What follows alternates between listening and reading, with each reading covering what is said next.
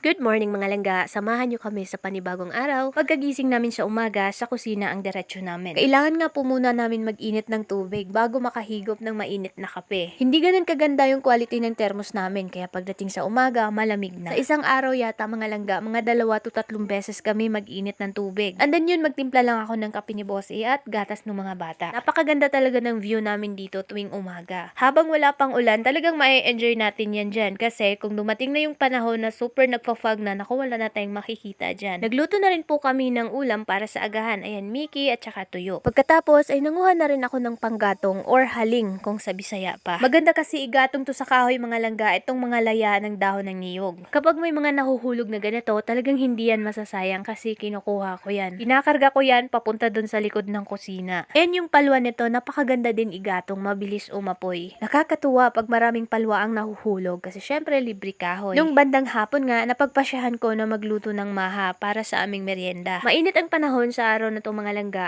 Tapos kapag mainit kasi dito sa amin, mahangin din. Kaya napagpasyahan ko na dito na lang sa labas magluto. Gagamitan ko lang po ng kahoy mga langga para tipid tayo. Hindi nga po pala kami makapagluto dun sa kusina namin na gamit ang kahoy. Ginawa lang talaga yun mga langga para sa burner or kaya pang emergency ba. For example, maulan, may bagyo, so dun kami magluluto sa loob. So soon magkakaroon din naman kami ng kusina na kahoy, yung hindi dito sa labas magluto. Ito na nga, nagtakal na ako ng cornstarch at saka tubig. Tunawin muna natin. And then ayan, inihanda ko na rin yung lagayan para sa lutong maha mamaya. Naready ko nga po lahat tsaka ako magatong kasi para hindi masayang yung kahoy. Binuksan ko muna lahat ng can at nagtakal muna ako ng mga sukat ng ingredients bago nga po ako dito nagpa-apoy. Napakadali lang din naman mga langga. So ayan na nga, meron na tayong apoy kaya itak ang naninako. So ayan ang unang gagawin, ilunod lang natin tong corn. So meron naman tong measurement mga langga, pero kung pang-consume lang, like sa amin, kainin lang naman namin to, nilagay ko na at nag-iwan lang ako ng kaunti. Para mas mabilis nga ay gumamit na ako ng Coco Mama para sa ating gata. Gumamit din ako ng maliit na lata na evaporada at itong kondensada. Sa condense mga langga, pwedeng hindi nyo naubusin or yung sachet na lang. Tapos hindi na kayo mag-add ng sugar kasi super tamis niya na talaga. Tapos mag-add tayo ng 1/4 na margarine at kaunting tubig. And then yun, halo-haloin lang natin. Antayin lang natin na kumulo at magkuan na lahat ba, maghalo na lahat. And then tsaka natin isunod ilagay yung hinalo natin kanina na cornstarch. Tapos kapag lumapot na at medyo nag-shine na siya, pwede mo nang haluin yun. So ganun lang, napakadali lang talagang gumawa ng ganitong klaseng maha at yet napakasarap nito mga langga. So kapag nagsha-shine na siya or parang lapot na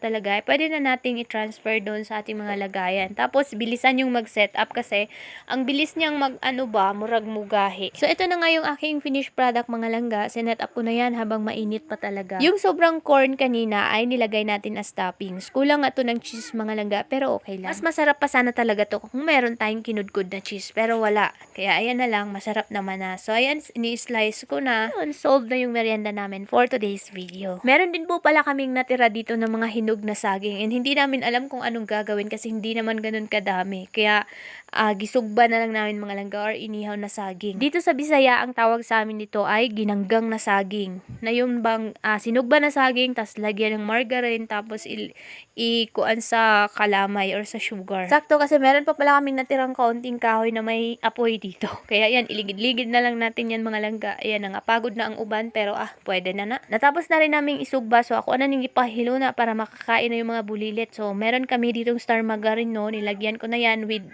itong DIY natin na pangpahid dira kaya wala talaga akong ganyan. And dinistribute ko na nga dito sa 3 makulit. So ayan, finally makapungko-pungko na, makakain na rin sila.